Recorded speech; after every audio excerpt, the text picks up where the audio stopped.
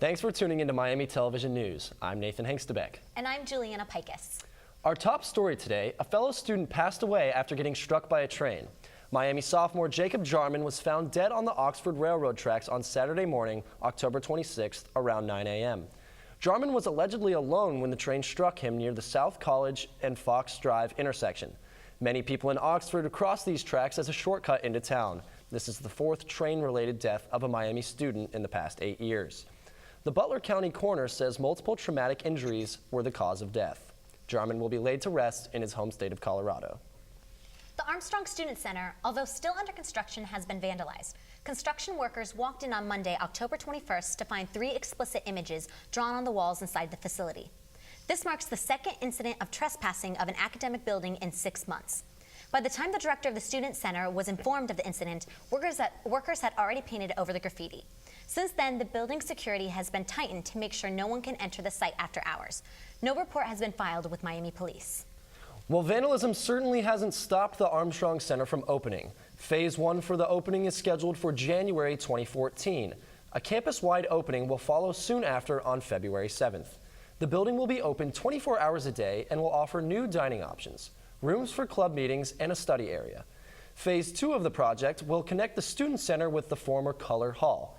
This part of the building will include career services, a student senate chamber, and a sports lounge. No word yet on when Phase 2 will be completed. Have you been inside the building yet? I actually haven't yet. Does it look nice? It looks really nice. They have all these pretty chandeliers, and it's very aesthetically pleasing. Oh, I can imagine it's going to be pretty similar to Farmer School of Business. Yeah, that's what I heard. Beautiful building, so I'm sure it'll be great.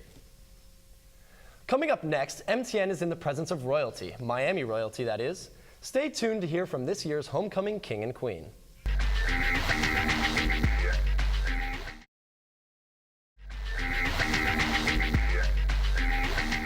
Hi, thank you for joining us back at Miami Television News. Currently, we have the homecoming queen, Greg Pittman and Alex Pignelti. Can you guys tell us a little bit about your experience being homecoming king and queen? Well, it was an amazing experience. We had a lot of fun, and we were just very thankful to be picked homecoming king and queen. What was your reaction when you first found out that you guys were the king and queen? I think we both we had that little that moment of like, wow, this really just happened, really, and it was really an amazing experience. I being on that football field and then having President Hodge put the crown on me, it was really special. That's great. And same with you? Oh, definitely. I mean, we were both completely floored, and it was something that we didn't expect. We were just completely honored to even be on the homecoming court and in the parade, and we both had family in the stands as well. Oh, that's awesome. So that was very exciting. My dad and my brother drove down from Connecticut to surprise me for the parade, so I was just completely blown away by the whole experience. And I had never had homecoming in high school because I went to an all-girls high school, so I didn't really understand the hype or what all went into it. So who was your really support incredible mechanism during all this? Did your parents know then, obviously, that you guys were being nominated for this? And did you have friends supporting you throughout the way? Yeah, definitely. I kept my parents in the loop, especially my mom. She got her master's here at Miami, so she was really excited about the whole process. But definitely my support mechanism was Chi Psi. That's where I got elected in my fraternity, and then it just went from there. So I was really thankful. And a little bit about your experience? Well, I kind of casually mentioned it to my dad that I was on the homecoming court, so I, never in a million years expected him and my brother to drive down the 13 hours. And I'm a member of Kappa Kappa Gamma, so my sorority sisters were the ones who nominated me, and were really my supporters throughout the campaign, and made a timeline picture with a photo from graduation, and so everyone was changing their timeline photo on Facebook. My grandma even got wind of it and changed hers as well. So she looks splendid. Did you guys know each other before becoming king and queen? We did. Funny story. We had the luxury of being in English 111 together, and that's where I first met our queen. It was, and then here just, you guys we are went, now. went from there. So what are your plans on after graduation? I think more and more it's looking that I will be in Atlanta, Georgia, working for AT&T in their sales development program. Okay, awesome. And what about you? The King's set, but I'm still in search mode here. What are your current majors right now? I'm mass communication, and last semester I was in Tokyo. Yeah. Woo.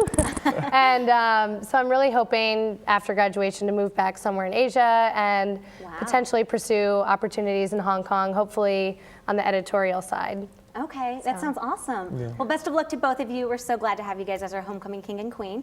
Back to you, Nate. Mafia, a student organization for aspiring filmmakers, recently hosted its first ever 48-hour film festival on the weekend of November 8th. Students were grouped in teams that had to incorporate certain elements into their film, and they only had 48 hours to edit and complete it. Over 28 students participated in the festival. Miami's Activity and Programming Council, known as MAP, got the campus into the fall spirit by throwing its annual Fall Fest.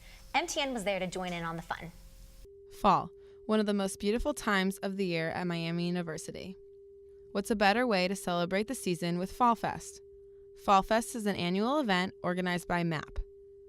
Over the past week, events have included caramel apple lollipop handouts, a hocus pocus movie night, make your own hot chocolate, and even a carnival. The carnival, one of the biggest events of the week, includes food from Skippers, hot cider, pie eating contests, and a carnival ride. Lauren Schmidtberger, a senior board member in MAP, told us that they planned Fall Fest 2 months in advance. The week was truly fantastic, and stay tuned for Spring Fest. Fall Fest! If you have been uptown recently, chances are you are wondering where the investigation is on the alleged arson that took place this summer at the Phi Gamma Delta House, also known as the Fiji House. Back in July, investigators posted a reward for $5,000 in exchange for new information. Now the amount has since doubled in hopes to make an arrest soon. There have been no new updates on suspects since the incident, and construction on the century-old home will begin soon. Miami hockey has gotten off to a great start this season.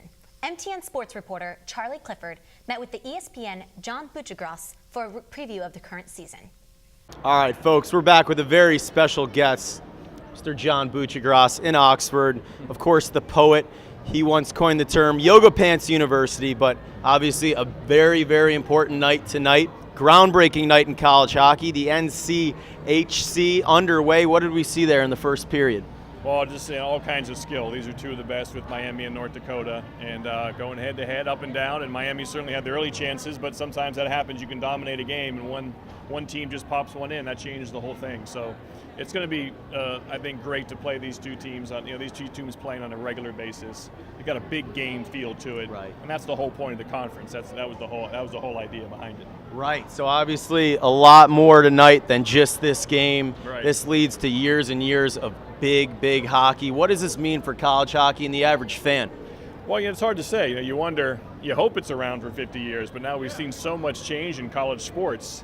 Conferences changing names and schools leaving. You hope it kind of sticks for a while, so you just don't know. It's a weird time. But certainly with the Big Ten, that brand name, the Big Ten, will help a lot.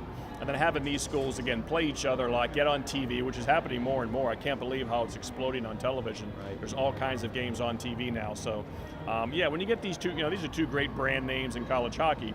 Just want to keep showing them, and have people kind of hook on. So when they're home at night, they're going to click on and watch the game. Right. Now, right here at home with Rico Blasi's squad, on paper it looks like they just got called up to the majors. They're playing with the big boys tonight. Obviously a tough first period. How do you see this season going for the Red Hawks? Do you see them there at the end? I mean, they're not number one for no reason. They're a lot of skill, a lot of speed. Two really good lines. Austin Zarnik is one of the best players in the country. Riley Barber's going to play in the NHL. There's a lot of skill. So you just wonder if they have enough size, enough experience on the blue line. That'll be the big question. Can they push people around? Looks like North Dakota was kind of getting to the net. Right. And you need a guy in front there, almost like a security guard in front of the goalie, to kind of clear room. So you wonder at some point maybe that's what they need. But they're so young. A lot of these teams are young, and then to see how they grow as the year goes on. But they're one of the best teams in the country.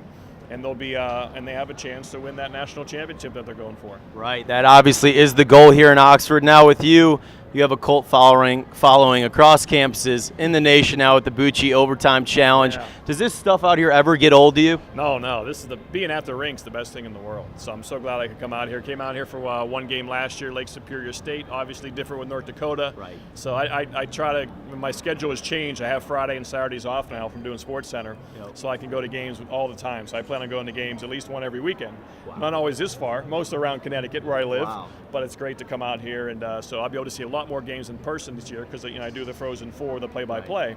So I want to get to know these players and coaches as much as I can. Right. Yeah, folks, he made the long drive from Connecticut out early this morning.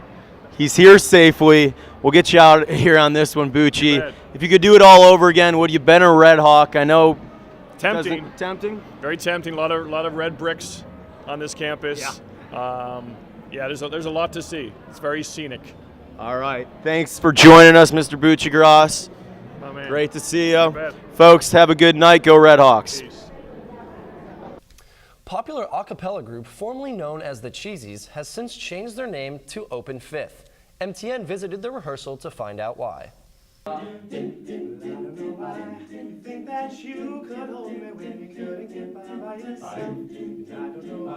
Absolutely. So the Cheesies were a group within the Miami Men's Glee Club.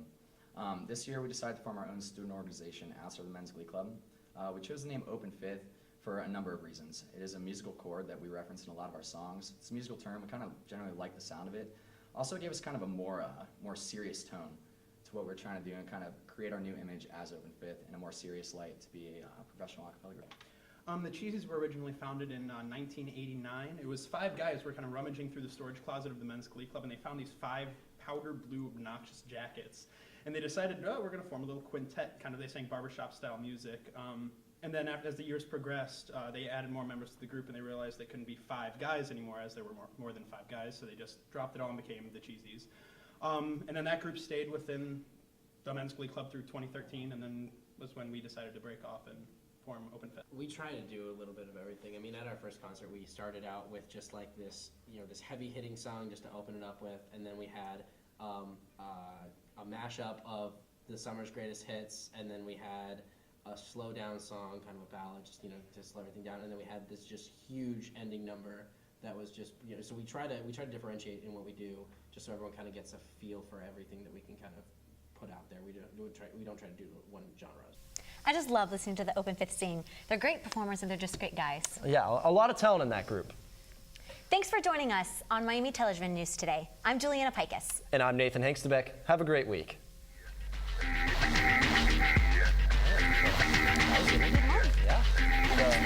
Oh, yes, thank you.